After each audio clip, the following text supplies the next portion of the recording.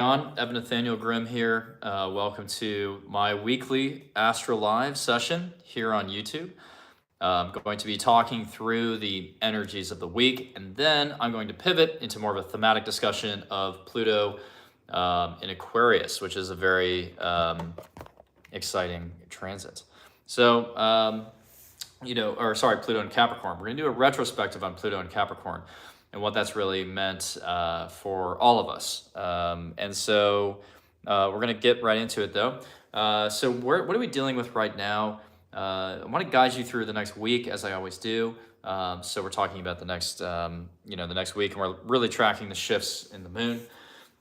So right now, as I'm talking, Monday night, we have a Sag moon. The Sag moon is a welcome change from the Scorpio moon. So today we had a Scorpio moon squaring Saturn, which is very heavy, heading into sort of Monday night, Tuesday, really I'll track it, but really we have this Sag moon for the next 2 days or so. Now the Sag moon is a time of, increased, sort of investigation into our worldview, into our philosophy, and it's forming a waning sextile with that sun. So we're kind of bringing things to a close from the Aquarius new moon cycle.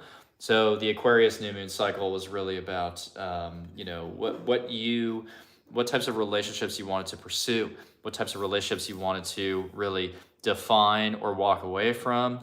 The Leo full moon in that cycle was really about what type of relationship do you want to jump into with a little bit more feeling, a little bit more zest, and a little more zeal.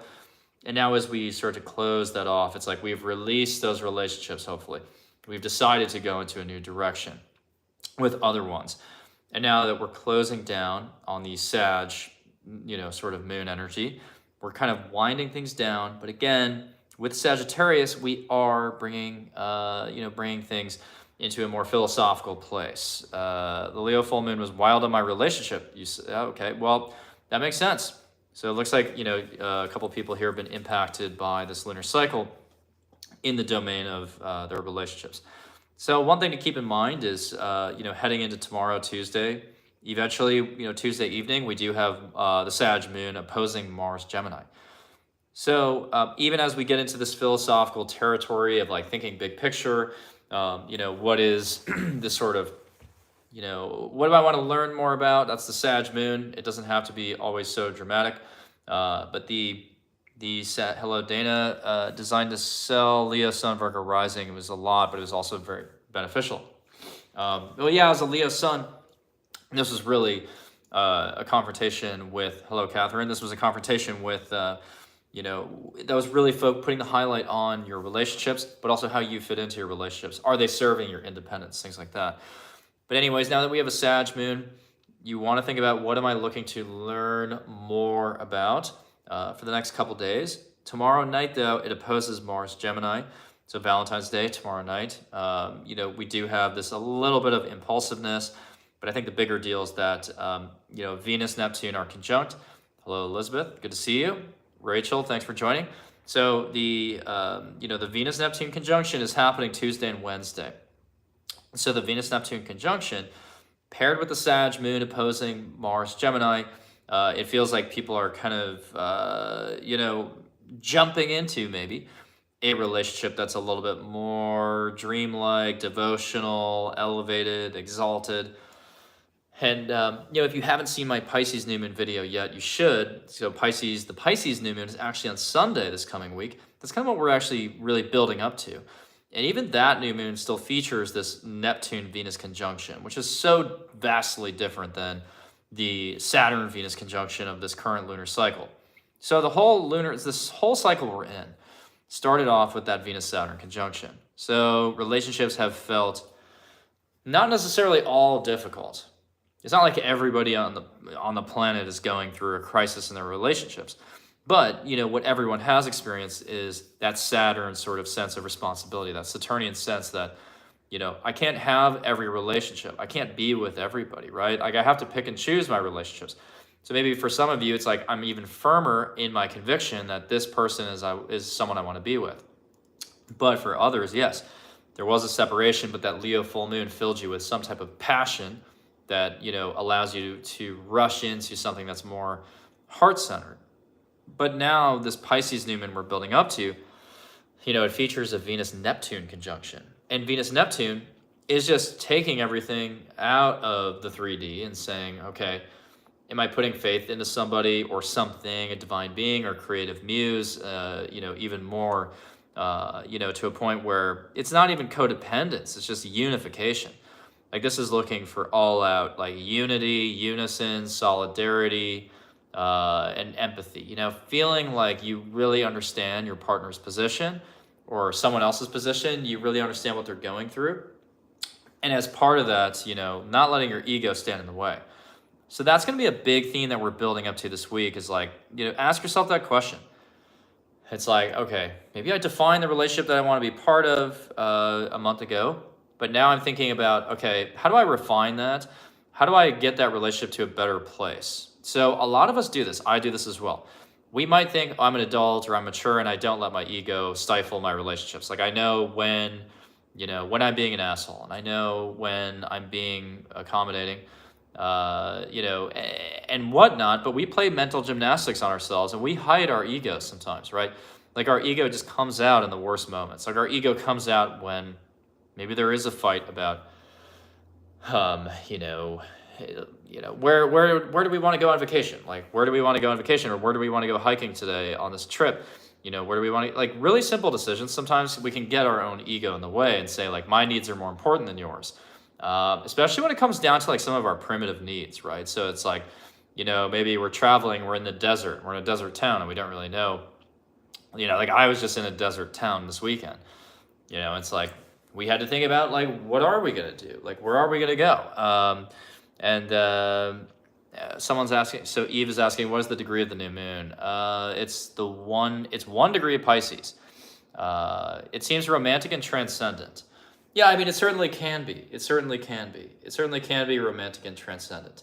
You know, key emphasis on transcendent. Nora, hello. It can certainly be transcendent in the sense that, you know, Neptune, again, it's really about surrender and letting go. So once we let go of our ego and we focus just on that Vesica Pisces, that Venn diagram, you know, we focus just on that Venn diagram and, you know, it's kind of, it's actually very much about the beautification of things, right? So we're just like putting a relationship on a pedestal a little bit, but it's like, it's about the unification, right? The feeling of that. So anyways, I don't want to belabor that point. Now, how are we getting there though? So Tuesday, we have the Sag moon. Tuesday night, it opposes Mars. It feels a little bit argumentative, actually, and impulsive, but it, you know, it doesn't have to be like a bad thing completely. But certainly people are going to have a little bit of a shorter fuse tomorrow, I would imagine. And as that affects the Neptune-Pisces conjunction, though, it's like maybe I feel compelled, again, to really take the next step in a relationship. So now we go into Wednesday. By Wednesday night, we still have a Sag moon. So the Sag moon is really playing out all the way through Wednesday night. But then we go into sort of Thursday. We go into Thursday morning. You know, we start to get this Capricorn moon. So by Thursday, you know, the Capricorn moon, it's a little bit more serious, right? Like the Capricorn moon is a little bit more hardworking and serious. And that's going to play out, you know, Thursday into even Friday. And then Friday, you know, what we really have here is this conjunction between the moon and Pluto at the same time that the sun and Saturn are conjunct. So Friday looks like a little bit of a heavy time, actually. A little bit of a heavy time because, you know, even though relationships on a personal level may be getting into this very kind of, again, beautiful, devotional state, the Sun-Saturn conjunction, it's shining a light on what karmic lessons we still need to kind of like finish learning before Saturn enters Pisces. So Saturn is only in Aquarius for a few more weeks, and then that's it for the next 29 years. You know, and Teresa's asking, when is Cap in Croatia trip? I don't know what you mean by that. But yeah, so the Sun-Saturn conjunction is really about really, it happens every year, right? The Sun-Saturn conjunction, but it's really shining a light on like, what could I have done better the past 2.5 years? And we talked about this last week. So if you really want the deep dive into Saturn in Aquarius, I talked about that last week. So that was all about solidifying your status and your role in groups, who is on the same spiritual quest as you, etc. But really think about like, what did I learn like through, the internet, which is Aquarius? What did I learn through new groups? What did I learn about, even like the sciences? Aquarius is very scientific. What did I learn about the sciences? What did I learn about technology? Where did I get burned? Where did I get burned in certain relationships and friendships with Saturn and Aquarius? And how did I, what types of rights towards like free speech am I really focused on here? Because when we think about the Saturn and Aquarius energy, that was really about stifling. To me, it was really about stifling free speech. And so you want to think about like, how am I, how do I feel about that? Saturn is currently in conjunction with my midheaven. Any advice? This is your time, Gabby, to really solidify. This is the time to solidify your career a bit more. But if you're not into your current job, then this is a time when you would really look for new work. So you have to, Gabby, you want to think about like where, you really want to think about like, have I maxed out? Have I maximized my current career prospects? Or is there still further to go and achieve? Because if there's more to achieve, then this is actually a time for you to reach the pinnacle in that career and go further, improve yourself more and manifest it. But if you're like, I've done as much as I possibly can in this career, I don't get any psychic fulfillment out of it anymore, then you want to maybe switch courses actually a little bit. But Saturn on the midheaven is very high stakes. I mean, you're really putting your career to the test. So sometimes when Saturn's on the midheaven, you may, people may quit, the managers above you may quit, and then you may have to do the job of 3 people kind of all at once. So anyways, we do have the, so if you're unemployed right now, then, Saturn maybe is helping you to really reflect on, you're just reflecting on like, what is that long-term career looking like for me right now? The moon is in Capricorn Friday morning, close to Pluto. It just feels like Friday is probably the most difficult day of the week. Because we're kind of into a balsamic moon territory at that point. And the moon-Pluto conjunction is intense. The Saturn-Sun conjunction is, again, very serious and responsible. It's like we're really reflecting on what those karmic lessons are. And then we have Mercury in Aquarius. Mercury's been in Aquarius, is in Aquarius all week. Now, this is interesting. Because Mercury, I'm North Node Aquarius, I'm deciding on Croatia. Is that okay? Your North Node Aquarius. I think that's the North Node Aquarius. I mean, that's actually good for going on a retreat in general. Because if you have a North Node in Aquarius, then when you step into groups and communities, you really activate your North Node. You really step into, that's a growth-oriented activity. So when you get into groups, especially spiritual groups or groups that have the same mission as you, the similar mindset, then that really activates your North Node, right? And it's like helping you kind of bring in your South Node in Leo, bring in your passions and infuse those passions into the group and show, what you're about. Sabine is asking North Node in Scorpio. North Node in Scorpio.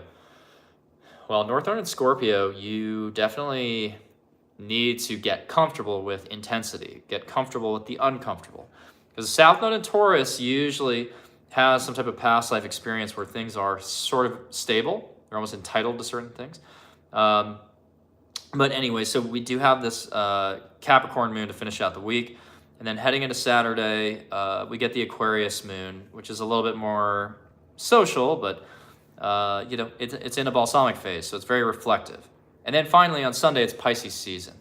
It's Pisces season, and that's right before the Pisces new moon. So the Pisces new moon on Sunday is, to me, Sunday night is really, you want to look at where 1 degree of Pisces is, but if you to figure out where that new beginning is. But again, just look at my other video that describes and does a deep dive into the Pisces new moon.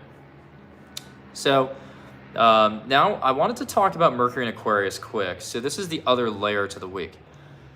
So Mercury in Aquarius has definitely sped up communication, sped up information. So one piece of advice that I have is to really all week, you want to focus on network. You want to focus on networking. You want to focus on, communication with others over the internet. You want to, whenever Mercury's in Aquarius, you can download things very quickly and about various subjects, right? So it could be about science, it could be about astrology, it could be about astronomy. And I did this, like last night, I was looking at astronomy videos. I was watching astronomy videos. I wasn't watching any astrology, which is atypical for me. But I was like, I want to understand like fully some of these astronomical concepts as well and bake that into my astrology. So Mercury in Aquarius, this is a really powerful time for you to rush ahead.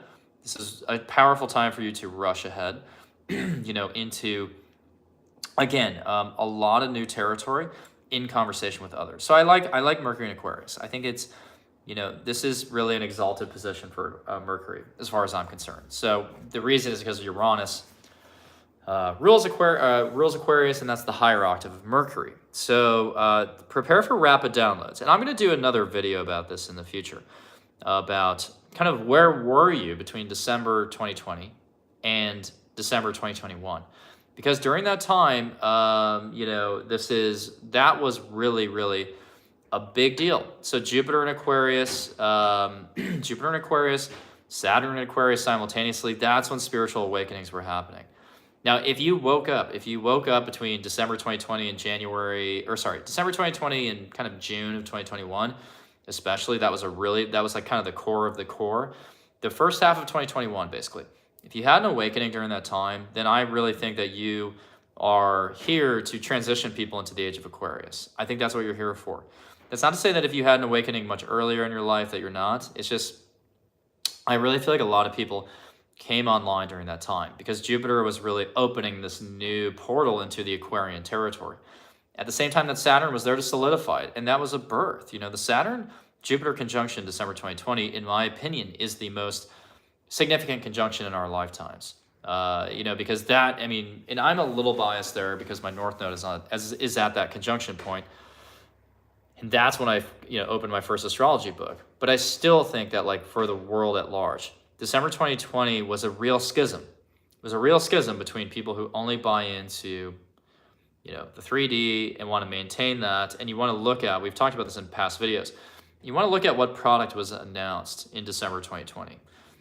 There was a product that was announced at that time that basically said, like, this is the solution for you, for all of your problems.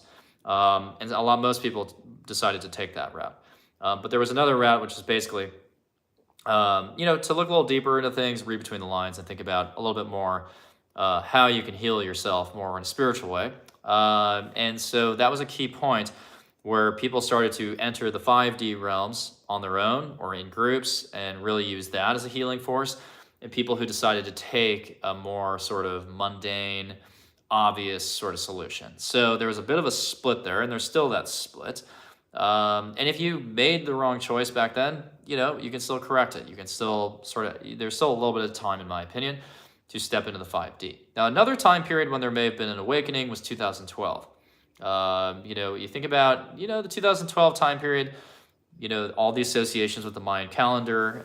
2012 was a big deal because that is when a majority of the U.S. population owned a smartphone. Hello, Emma from Australia. That's exciting. So a majority of the population started to own a smartphone in the U.S. by 2012, I believe. And so I think that was kind of the end of the world, right? Like there was something about the smartphone. There was just something about the smartphone that really narrowed our attention span, made us more susceptible to everyday messages of like breaking news, and like we got kind of mired in the sort of media world. But at the same time, the smartphone has been a source of awakenings. So think about the fact that I'm streaming this on a smartphone to other people on smartphones. And I've talked about this as well. So check out my first live YouTube video from a month ago. I talked about Pluto in Aquarius and how algorithms and the internet will actually help us usher in awakenings through things like this, because algorithms will be able to find the right people to receive the message. So you're receiving this message. I and you and everybody watching this we're all trying to really transition into this awakening phase. But I'll talk about the Aquarian age separately in a future video, specifically that 6-month timeline. So I'm going to do that in a future live. So I'm going to go through a 6-month time range of, you know, Jupiter in Aquarius, what was going on month by month, and what were you going through. It's a really good reflective process to say, you know, what was I learning? Because I think you learned a lot. I bet there's a majority of people watching this. You probably like read, it just took in so much new content. You probably took in so much new content during the first 6 months of 2021. And a lot of people had nothing else to do. I mean, a lot of people were just locked down, you know, and completely confined to their home, you know, and not allowed anywhere. You know, it was a little creepy in a way, right?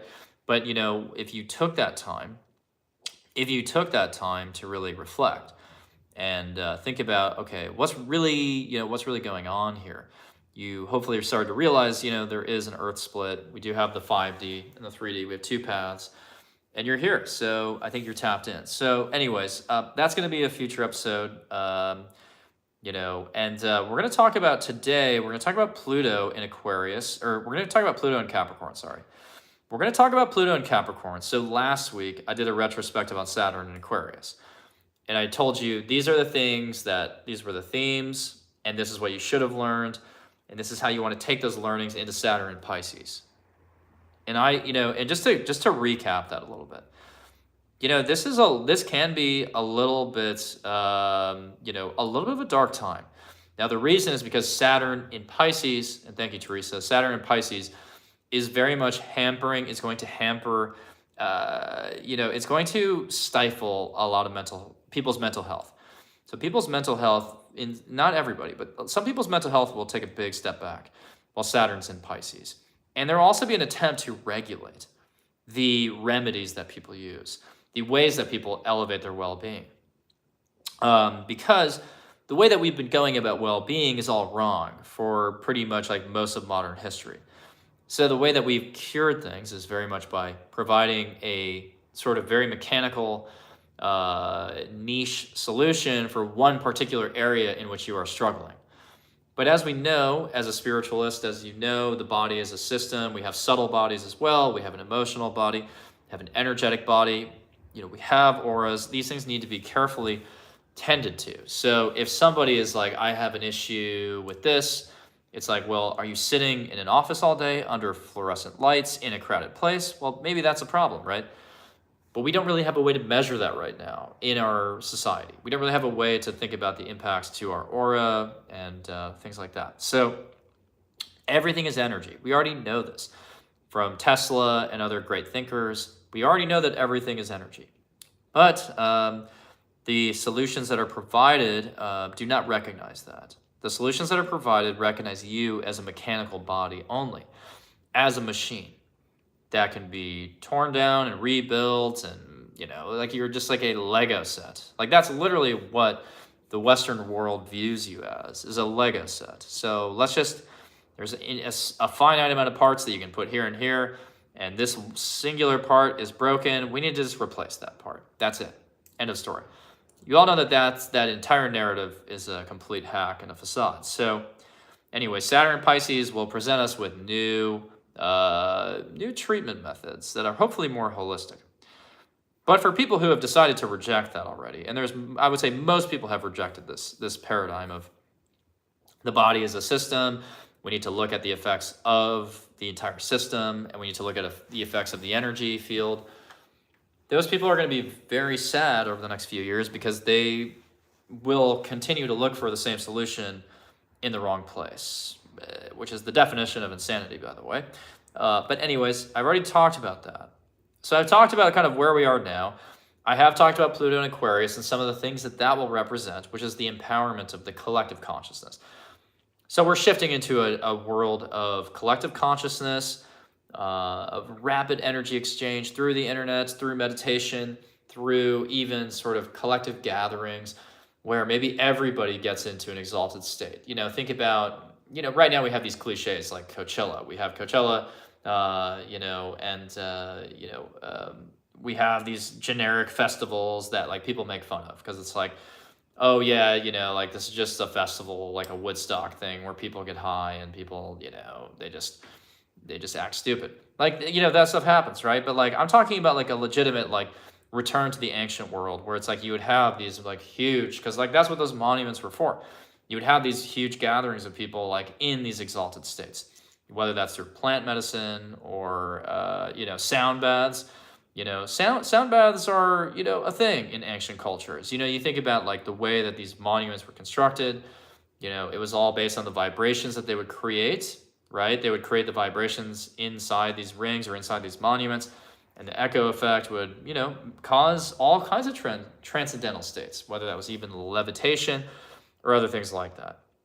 But my point with all of that is Pluto in Aquarius will get us back in touch with those sorts of scenarios.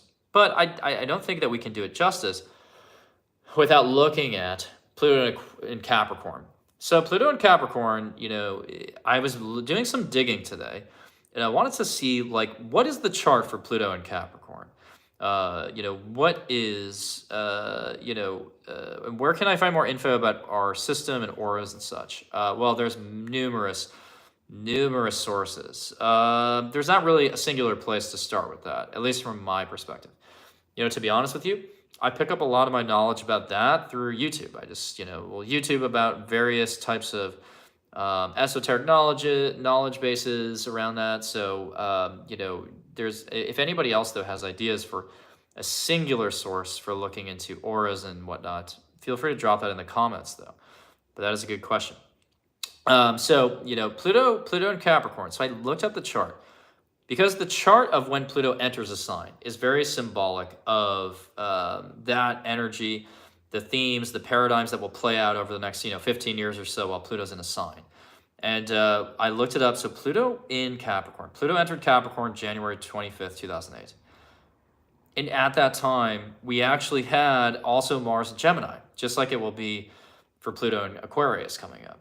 But anyways, Pluto in Capricorn featured also a conjunction with Venus and Jupiter. So that's very telling, right? That was very telling. So we knew based on that chart that the economy was very much at risk. So Venus in Cap right there, Jupiter in Cap right there. Now, some people might have looked at this chart and said, that looks really, really great. That looks really great for money, investments, power, things like that. And, it's kind of like, yes, it is. And it was really empowering, but it was empowering for, for the rich. So what happened there was the subprime mortgage crisis was really kicking off already. Like we were already well into the subprime mortgage crisis when Pluto entered Capricorn. But what happened after that is when the banks started failing, they got assets. They got relief. They called it the TARP program, Troubled Asset Relief Program.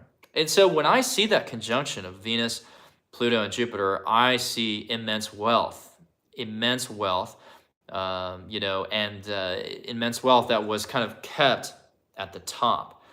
And otherwise, Main Street was completely gutted. So we're still in Pluto and Capricorn. So keep in mind, we are still in that era. So think back to where you were. So just like we did the retrospective last week with Saturn and Aquarius, think back to where you were in January 2008. What was your life like before, in the months kind of leading up to that, and then the months after that? So January 2008, I was a senior in high school. Or was I? No, I was a junior in high school. I was a junior in high school, and not super plugged into the economy. But, I know and I remember I was old enough to, really, be aware of the economy. And, Pluto and Capricorn, this really kicked off a new phase of power, and everything about Pluto and Capricorn is about feeding the needs of the corporation. So that's an important point, because I was trying to think about what does Pluto and Capricorn really boil down to? If you reduce this to a singular theme, what did we really witness the past 15 years? We have witnessed people serving corporate interests. So just sit with that comment. Just sit with that idea for a second. We, the collective, have been serving corporate interests. That is the bottom line. And speaking of the bottom line, everything that people did served the bottom line. And I'm including all of us in this. I'm not saying that it's only about, one or two people who are corrupt and, the whole system rode on them. Like, that's just not true. And the reason is because you have to think about Capricorn as being pyramid structures, pyramid schemes, and hierarchies. And so, yes, at first, there maybe you could pinpoint it back to somebody, right? Like, there are obviously evil actors, and there are people who really engendered the entire sort of system around this. But if you really let it seep through the whole pyramid, eventually everybody is kind of been affected by this mindset. So all of us, and so think about it again, the range of this transit. This is 2008 until now. So all of us over the last 15 years, all of us have bought into some version of this. So if you, because you think about where this is seeped into. So every time a company hires somebody, right? Like, they decide that they own your time. And you have to agree to that. So if you agree to a salary with a company, you agree that they own your time. And if you didn't read the fine print, that's on you. But if you signed up for and agreed to work for a company, then you agree that they own your time. So you have to show up during a certain time. Otherwise, you get fired. You have to do a certain job. Otherwise, you get fired.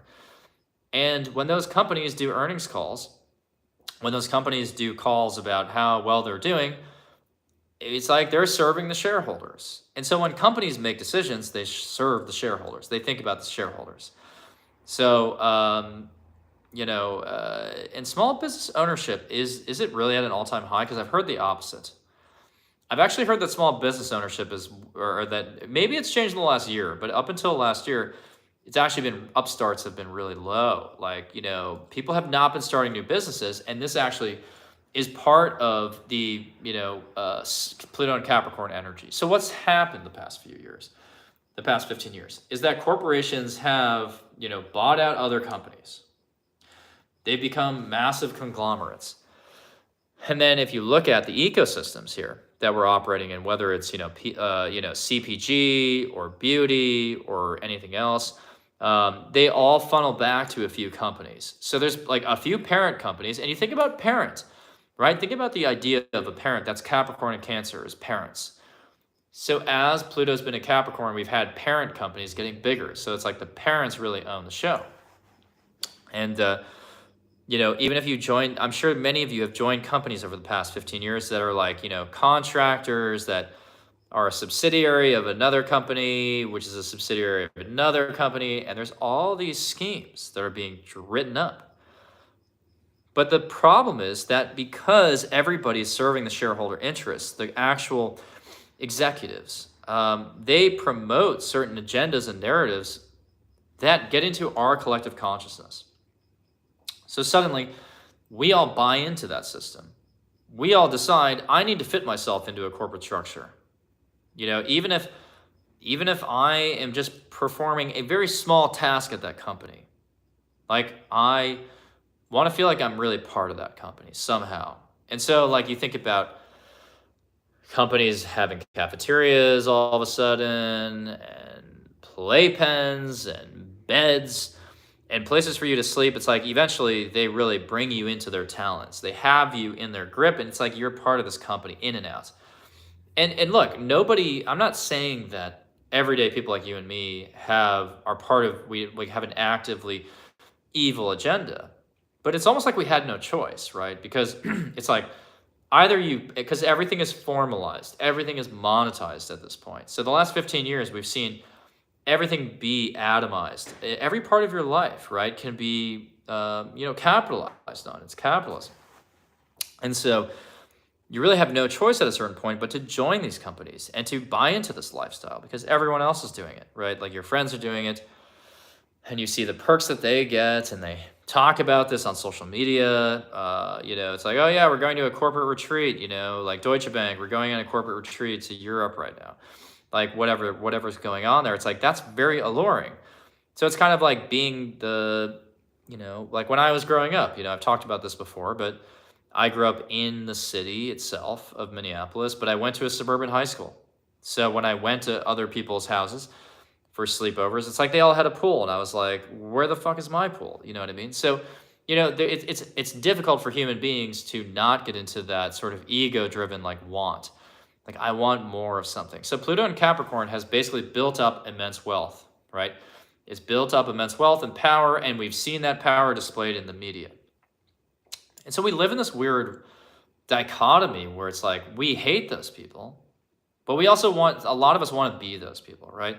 So it's like we hate what we can't have, and it's like we love the thing that we hate. You know, it's like we're getting caught up in all these, you know, we're getting caught up in all these contradictions. But my point with all this is that Pluto in Capricorn Pluto has seeped its way into your subconscious.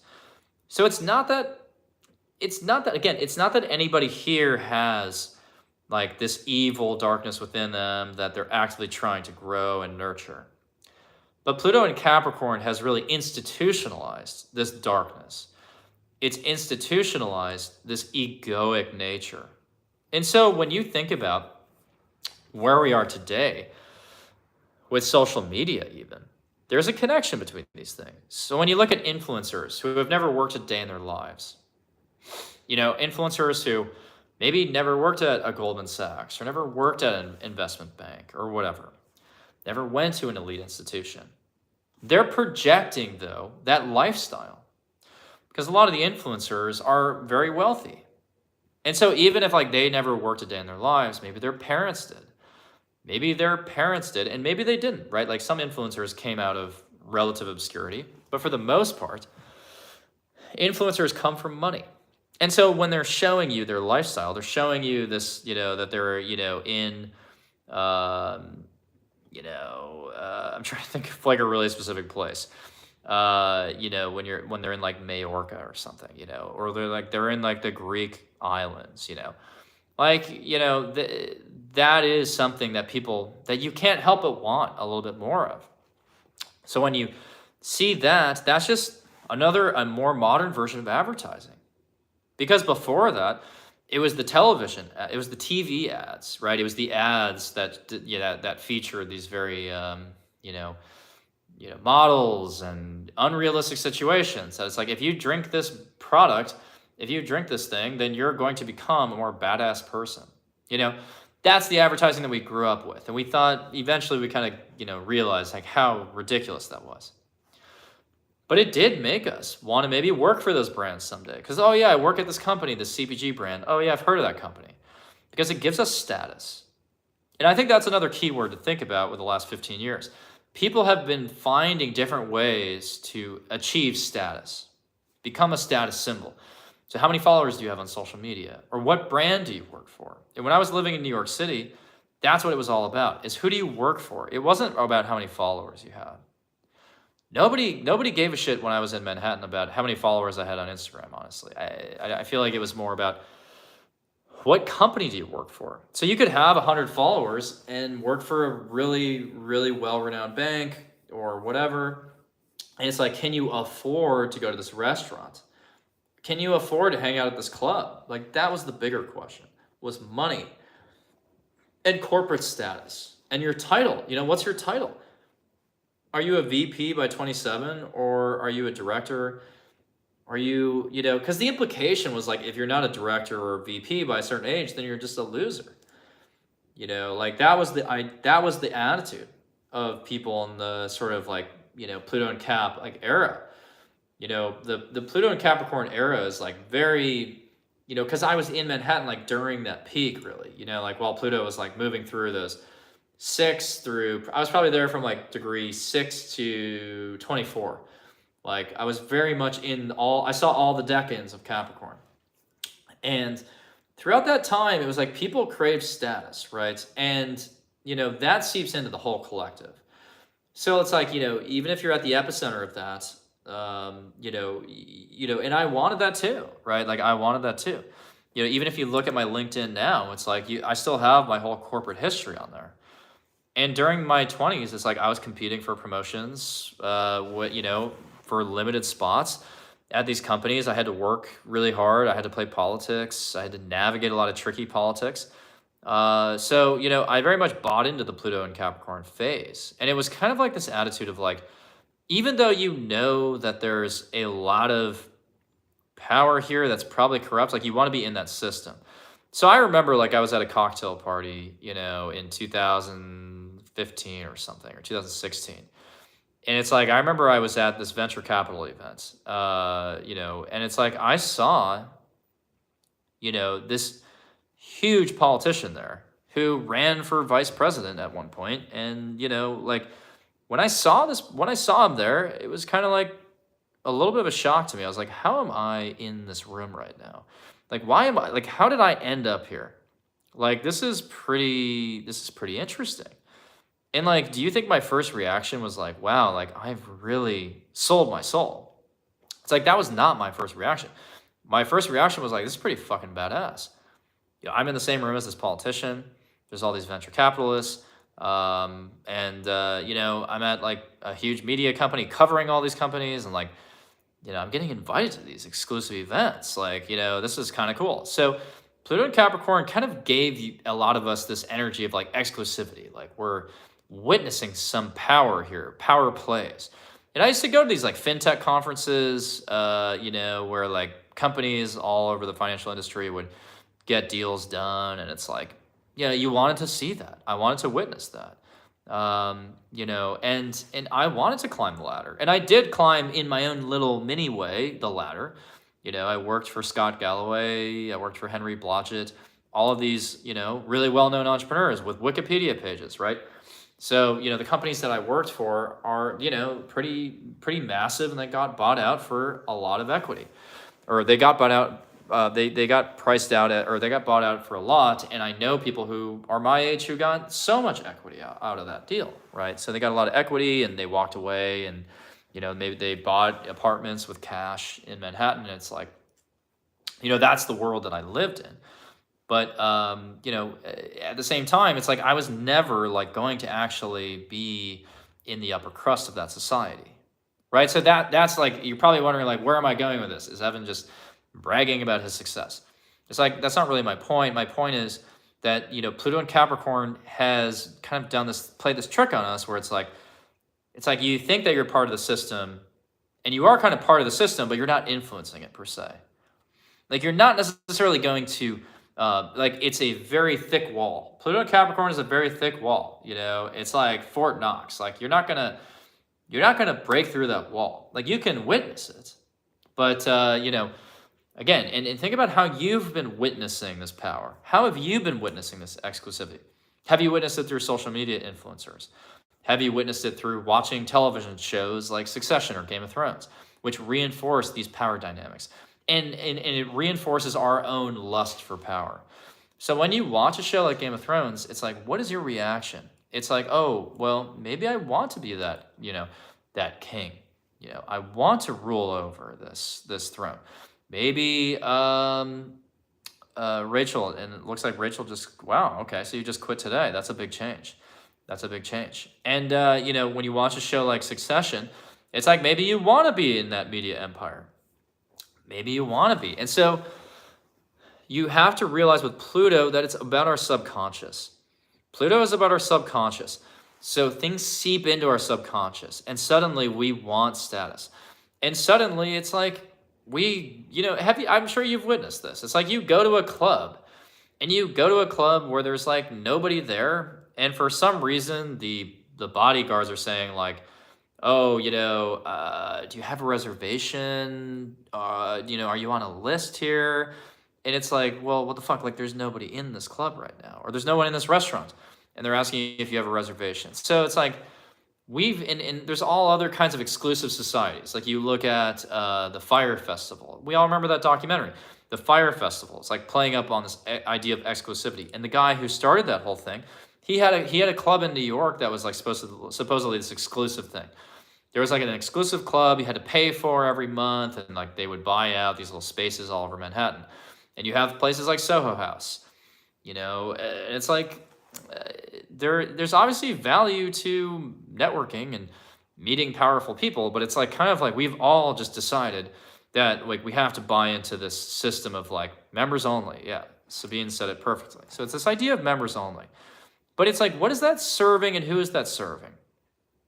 It's, again, this is the big picture moment. Where am I going with all of this? Well, it's actually you're helping preserve the structure that keeps the powerful people very, very powerful. So anytime that you obey, because Capricorn is about obedience, anytime you buy into a group, any kind of fraternal order, any kind of thing like that, or members only club, anytime you buy into that, you're playing into the hands of people who you're never going to meet, who are way more powerful than you, so because what's happening is your brain, your neural pathways are reinforcing this idea that I have to be obedient and deferential to belong to these communities, to fit in, to play to these power dynamics. I have to just get my foot in the door and just kind of play it out.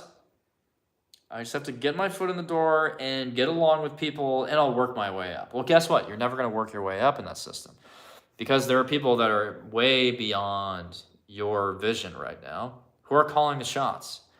So, why did I go through that? Why did I take you through that? Well, it's because we have to reflect. Before Pluto enters Aquarius, you have to know what has really been going on the last 15 years to know what's coming. So what is Pluto in Aquarius going to be a confrontation towards? What is it going to kind of add to, how is it going to add to the dialectic? How will the pendulum swing? What will the paradigm shift be? Well, Pluto in Capricorn has built power to a point where it's so top heavy. It's so top heavy, but we've also all bought into that, this idea that we can be part of that top somehow. So there's like a reality and a perception going on. And when I started out as an astrologer, which wasn't that long ago, basically a year and a half ago, I was doing these YouTube videos about Pluto and Capricorn, everything's top heavy, it's all going to come crashing down, and that's what it's all going to be. It's like I was coming at that, to be honest, from a slightly like naive perspective, because I was kind of new to this whole thing, and I wanted to like really just say something that was going to catch people's attention probably. Or I was just very whimsical because I was new to the whole thing. But now that I've like had more time to reflect on it, really it's like there's a perception that we are all, I know that there's cynicism already, right? We are all cynical about who's really in power here and like what are they really trying to do. But I do think that people genuinely believe that they're part of this system in a lot of ways, in their own small way, right? So even if it's like whether it's social media influence, or you are enjoying a certain product, or you are part of a certain club, or you're going to a certain club, all of this everyday behavior, like it's all kind of like inflating our own egos and making us think that we are our own little king of our own little kingdom. And the media reinforces this, right? So it's like through these shows and through this culture, you can pretend by going to this club that you have your own little slice of the empire. But it's like, obviously you don't. The system in reality is very top heavy. There's a very select few people who run the media, who run the message, who run the advertising, who run the products, the way that the products are advertised.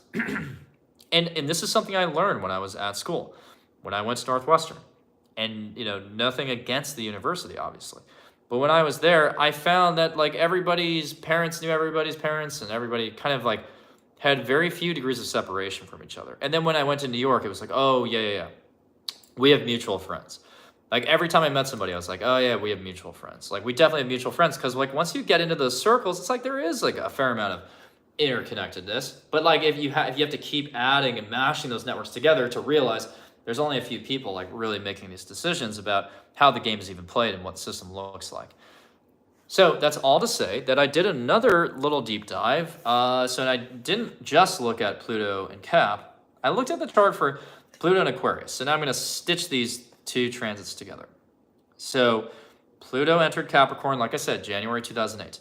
And it featured a conjunction with Venus and Jupiter in Cap, with a Mars retrograde in Gemini, by the way. But that Venus conjunction we want to look at where is Venus this time around. So Venus in Cap conjunct Pluto, that's about insane amounts of wealth creation. Insane amount, and we did that. We just started printing money. I mean, we've always been doing that, but in modern times at least. But we really, we were basically quantitative easing, right? We were printing money to encourage investments, to bring down interest rates. Now, Pluto in Aquarius, and March 23rd of this year, we have Venus again in an Earth sign. But this time it's in Taurus, okay? It's in Taurus, conjunct pretty close to Uranus and the North Node. So that's a continuation of this financial narrative. So, previous position of Pluto in Capricorn, that's about immense power. Now Venus in its home sign of Taurus, but conjunct Uranus and squaring Pluto, that looks like a reinvention of our financial situation and a destabilization of it. In an unraveling that might be so rapid that we are starting to think about different currencies and different exchanges of value. So I don't think crypto is going away. I think that, it doesn't have to be Bitcoin, but I think that ledgers and the idea of a blockchain and the idea of some type of record-keeping system that would allow us to exchange money and obviate the need for any kind of governmental institution, I do think that that is a possibility during this era. And it's because of that position of Venus. Like, this is a big deal, guys. Like, when you have Venus in a really tight position with both Pluto transits, that's not a coincidence. So before with the Pluto Capricorn transit, that was much more traditional. And I know that crypto became part of the fabric of everything during this Pluto and Capricorn transit, but I think it's going to accelerate in a big way during Pluto in Aquarius. Now, another feature of this is that Saturn was opposing Uranus during the Great Recession and during that Pluto and Capricorn ingress. And Saturn opposite Uranus is naturally going to be a time of destabilization. But now we have Saturn in Pisces during Pluto in Aquarius, during that transition. And Saturn will be, in the sign that Uranus was in. So Uranus was in Pisces when Pluto entered Capricorn. And now that Pluto is in Aquarius, Saturn eventually is going to hit that Uranus point of the Great Recession in 2024. So in early 2024, Saturn will be on the Uranus position of Pluto's ingress into Capricorn, which I know is a complicated, combination to think about. But I think that's important because I think that that does point to the further unraveling of systems, but also the solidification of these new types of monetary exchanges, money exchanges, currencies, money systems, etc. And then keep in mind that Mars is also in Gemini again. So we have Mars in Gemini twice. And that feels significant too, because Mars in Gemini, it just feels like there's very rapid changes here. Because when Mars is in Gemini, there's a lot of disruption in communication networks. Things move really fast in the sort of commercial sides of things, because Mercury is commerce. So I think that that is also significant. But when we also look at Uranus and Taurus also speaks to a further sort of paradigm shift in currency, in our money system. So I'm just kind of getting hits on the same thing over and over. But the bigger even point beyond all of that is that Pluto in Aquarius will awaken the bottom of that pyramid structure that I talked about. So we do have a top-heavy system right now. We do have a system in which very powerful people basically are running shit, and we've bought into that system. So what I'm seeing here is that Pluto in Aquarius will empower people to, more people to wake up to the game that is being played and stop buying into that. So people are going to be more literate and aware and even more cynical of where the power truly lies. And so that's why most of the technology, a lot of the technology that will be formulated during Pluto in Aquarius will be formulated in reaction to these things. So we're going to see a lot of technology that is tied to this theme of decentralization. So Pluto in Aquarius will focus on blockchain. It will focus on blockchain. It will focus on ledgers. It will focus on basically how you could sign contracts, how you could exchange money without a middleman, which is a term, and it's a term that we oftentimes use in like the fintech industry and other industries, which is called disintermediation. So that's where this is all going, is it's about disintermediation. So if you can pluck the middleman out of a transaction, whether that's a payment, it's a contract, it's a currency exchange. If you take out the middleman, then suddenly you can scale up your own institution. You can scale up your own, you have your own sovereignty, basically. You have your own sovereignty because right now, basically, like you do not have that, right? You don't have any sovereignty in a lot of ways, right? Like you don't really have a lot of sovereignty because you have had to go along to get along to allow this system to thrive because this system has been your benefactor. And even if it's not like really working the way you want, it's like you need the system right now. But as Pluto goes into Aquarius, you might not actually need the system anymore, right? So when you don't need it anymore because you have, universal Wi-Fi or something, or you have your own energy source, you have your own battery power, you have your own, your own messaging system to reach 10,000 people at a time. Like there will be like amazing technological feats that allow you to scale up your own sovereignty. And I think that that's a really good kind of closing thought there, because I think that that is what this is all about. It's about scaling up your own sovereignty. I really like that. Because why, and I'm being very careful about my word choice there. And the reason I'm saying scale up is because it's like we need technology to do this. Technology is not your enemy, first of all. It's about having the technology and the tools to create your own independence. And I already do this, right? So I use platforms like Canva, and I use platforms like TikTok, and I use platforms like Squarespace to basically, I've used like only a few in Zoom. With like maybe 4 or 5 platforms, I've been able to become an entrepreneur. I've been able to build a 6-figure business with just 4 or 5 platforms, which cost me like, I don't know, $400 a year, something like that. So it's like there is a phenomenal situation. Like it's phenomenal how powerful technology is in the right hands, right? It's also very negative if it's in the wrong hands. So if you can't, if you have a lot of, no moral fortitude, right? And you're running these things, obviously it's detrimental, but, for people like you and me, it's like actually very good. So what I'm saying is like Pluto in Aquarius will give you those kind of final tools that you need to round out your business idea or to round out your own sovereignty, using, because even we have technology for things like your own, if you need like benefit systems, you don't need to go to like ADP. You can find a different company that will provide you with HR services for much cheaper. So it's like we're talking about agility, right? We're talking about agility.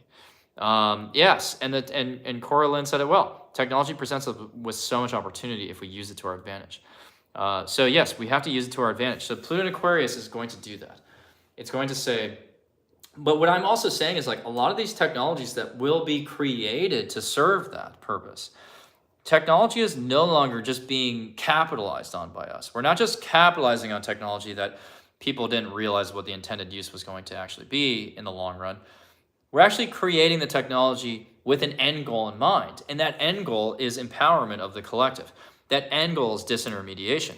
That end goal is decentralization. But the only way that you're going to get there is by disassembling everything that's been reinforced for you during Pluto and Capricorn. So it's really important to think about, how have I bought into these power dynamics? How have I obeyed just to get along and just to get my foot in the door, right? Pluto in Aquarius is about you finding your own path, as Sabine just mentioned. It's about finding your own path, finding your own sovereignty, and scaling that up with technology. So I think it's actually going to be a really empowering time, and you're going to feel that weight of Pluto and Capricorn start to go. You're going to be on the good side of this transition. You're going to be on the good side of this transition as long as you haven't been abusing power this whole time. And I hope that you, obviously, I have no doubt that you have been using power in the right way, or using technology in the right way, I should say. So I think this kind of rounds it out for tonight. So thank you for going down the rabbit hole with me and navigating, 15 years of trends somehow. Corlin, your tech-loving Virgo side is excited for this. Well, Saturn was in Virgo. Saturn was in Virgo during the Great Recession. So it's actually going to be a Saturn opposition to the Great Recession. That's really interesting too, by the way. Saturn in Pisces is going to oppose the natal that Saturn of the Great Recession. Thank you. Wow, thank you for the messages. I appreciate all of your support. And by the way, if you want a reading for me, get one through the link in my bio on my website, or any of the channels. The link will be down below. Also, my retreat in Croatia is coming up in September. So if you want to learn, I'm doing custom workshops at the Croatia retreat. So the Croatia retreat, I'm talking about the history of astrology, because we'll be on the Mediterranean. Why not? We'll be very close to Greece. We're gonna be talking about the history of astrology and what that means about the future, what that says about the future. And I'm also going to be doing a session on really how to holistically activate your birth chart. And everybody who comes to the retreat gets a complimentary reading from me, by the way. There's still 10 spots left, but you have to sign up by May 15th. So sign up by May 15th. That's, just over 3 months. It sounds like a long time, but it's really not, because those spots are going to go way before that. So sign up now. See you in March and April for my 2 readings. Bushra, very excited to do your readings. Yes. Sabine, also excited for your reading. So yeah, if you want to get a reading from me, by the way, I only have a few spots left in April. I think I have about 10 spots left in April. So if you want to see me in April, and you don't want to wait till May or June, my bookings, I'm typically booked out like 2 to 3 months in advance. So definitely book sooner than later. I'm also teaching a course on February 21st about what your birth chart reveals about your parents. So if you want to take that course, it's a one-off lecture that I will not redistribute to anybody except for the students. So that will be recorded. So if you can't make it, you still get the recording. It's a PowerPoint presentation. It's very organized. And I am sharing emerging research that you can't find anywhere else. So anyways, that concludes tonight's session. I'll be back next Sunday. So I'll be back on Sunday. So the Super Bowl kind of threw me off, so that's why this is a Monday night. But usually I go live on Sunday nights. I hope you enjoy your week. Again, really reflect on, what have I learned since 2008? How have I bought into these systems? Just be honest with yourself, right? Just as I was there, you really want to think about, what did I buy into, but what was I, really able to transcend? Because now that Pluto is going into Aquarius, which is an air sign, it's all about clarity. How can I clarify? How can I, do a better job of clarifying my energetic connection with the cosmos? So thank you all, and have a great night.